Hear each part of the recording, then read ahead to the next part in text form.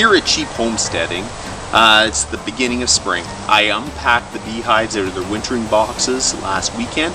I just made a quick look to see how everything was going.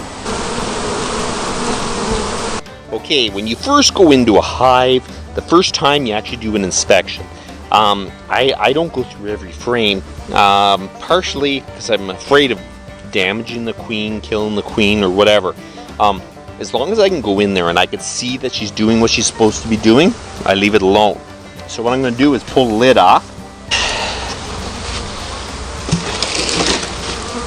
Okay, and I'm going to crack the inner cover. We'll set this over here. And I take the last frame off,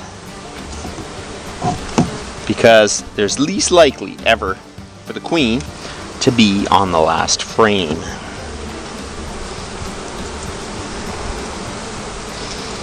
Well, we had a little bit of mouse action in this one, but man, they are bringing in some nectar, which is, they're doing exactly what they're supposed to be, and they look real healthy. Make sure the queen's not on that, which shouldn't be. So we go to the next one. We move it, and we lift this one out. Lots of eggs, lots of larvae. Possibility the queen could be on here, so we'll look carefully. The brood is the right age to start hatching, I tell you.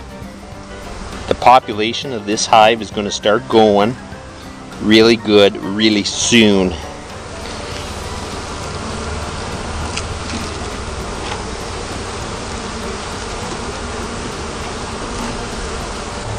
So, lots of eggs, lots of larvae, and capped brood. They're all different stages. So I know this queen is doing good, and I'm not even going to go in any farther.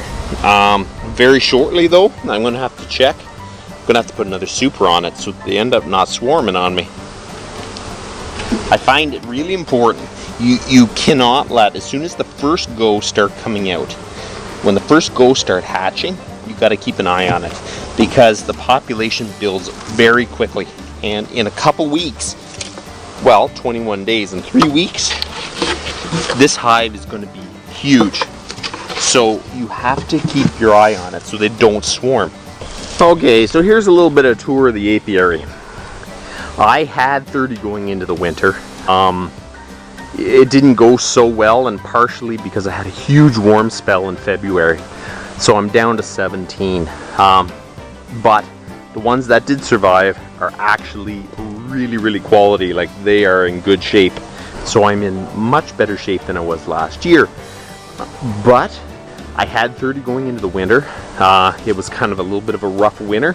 It was warm, but we had a few issues with really warm spells, and the bees started building brood, and it just was out of hand. And when bees start building brood in the middle of the winter, and it gets cold again, they're using up lots and lots of honey and resources to do it. And that, I think, was my biggest issue.